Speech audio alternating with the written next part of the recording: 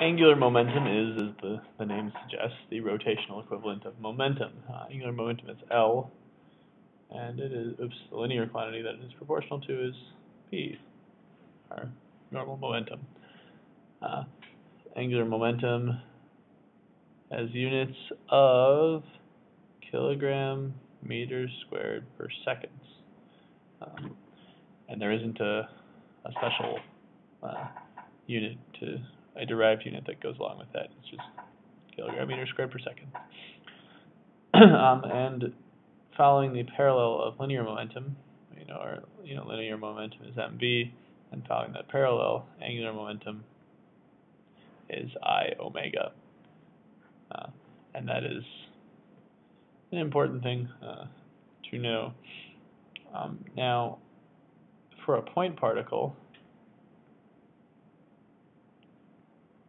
we know that I is mr squared, and that omega is equal to v over r. And putting those together, we can see that L equals mr squared times v over r, which is r times mv, which is r times p. So for a point particle, there's that relationship between angular momentum and regular momentum that we see in all of our variables, that the linear quantity times radius gets us the angular quantity. Right. Another point is that an object traveling in a straight line, it has some linear momentum. It can have angular momentum depending on where you set your axis of rotation. If you set your axis of rotation along that line, then there is no angular momentum. But if you set your axis of rotation over here, then it does have some kind of angular momentum, because it does have an angular displacement along that line, and therefore it has an angular velocity relative to that point. So in general, for a point particle, angular momentum is r times p times sine of theta, where theta is the angle between the how do I say this? Between the momentum, linear momentum, and the radius. Right. So if an particle is here moving, the radius is this, and the angular momentum is this, so this would be our theta, right there. Okay. But that doesn't. Usually, we'll talk about point particles. If we talk about a point particle, it'll be moving in a circle, or it'll be when it's at this point right here, and the linear momentum it has is perpendicular to the radius, in which case the sine theta just becomes 1. So, don't need to worry about that sine theta too much. Angular momentum is conserved. That is one of the fundamental conservation laws of the universe, as far as we know. And so far, things we've talked about, energy is conserved, momentum is conserved, angular momentum is conserved. Charge is also conserved, as is, that's it. Charge is conserved. I think there are a couple more conservation properties, but I don't remember what they are at the moment. So angular momentum is always, like the angular momentum of the universe is conserved. The angular momentum of a system is conserved if, just like the momentum of a system is conserved if there is no net force, the angular momentum of a system is conserved if there is no net external torque. So if torque is 0, angular momentum is conserved. I have a demonstration to show you when we get to class that utilizes this principle. We can use the principle of conservation of angular momentum to do sort of angular collisions. which aren't as complicated as linear collisions, even though they're angular, because generally speaking, objects will rotate together after the collision. So you've got two uniform disks of radius 2.8 centimeters. They're spinning, and I guess I should say they're spinning within the same axis of rotation, meaning their centers are lined up and they're whirling around. Disk A has mass 3.6 kilograms and is spinning at 17 radians per second in the plus z direction. Remember, that's according to the right-hand rule. Disk B has mass 5.2 kilograms and is spinning at 23 radians per second in the minus z direction. They're brought into contact and begin spinning together. What is their angular velocity? How much energy does the system lose? So what's happening here is, like, we got two disks and they're on the same central axis. This is kind of a side view, side to top view, I guess. It doesn't look much like a disk, but deal with it. We got these two disks.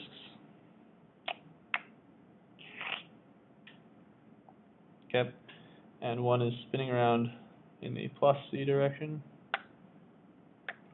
The other is spinning around in the minus z direction. We'll call this disk A, call this disk B.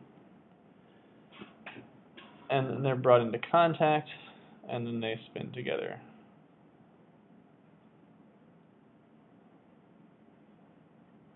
So now they're touching. Can't see the top of this one anymore because it's up on there.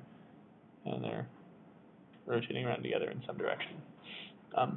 And this is just like, this is the rotational equivalent of our collisions where two objects collide and then move together after the collision. So we can say that initial angular momentum equals final angular momentum because there is no net external torque on the two-disk system. A is causing torque on B because of friction, and B is causing torque on A because of friction. But if you consider the two-disk system, there is no external torque, and therefore there is no change in angular momentum. Our initial angular momentum is moment of inertia of A plus the initial moment of inertia, or times the angular velocity of A, plus IB omega B naught. That's equal to IA omega A final plus IB omega B final. Over here, we can start plugging in. I is 1/2 mr squared per disk. So IA is 1/2 mass of A, which is 3.6, times the radius of A, which is 2.8 centimeters, 0.028 squared, times omega A, which is 17 radians per second, plus B is also disk, 1/2, its mass is 5.2, its radius is also 2.8 centimeters squared, times its angular velocity, which is 23 radians per second in the minus z direction, so that's minus 23, equals, well, afterward, we know that they spin together, which means that omega A equals omega B. So we can say it's omega final times the moment of inertia of A plus the moment of inertia of B. I don't know space to write my squared there, but pretend you can see that. And we can punch this in to calculate their omega final. Now, B, if we look at this to begin with, B has greater mass and the same radius, so B is going to have a greater moment of inertia. It also has a greater angular speed, 23/17, so our total angular velocity should be in the same direction as B, which should come out to be in the minus z direction, which means we're going to get a negative number. And we'll see that should be the case.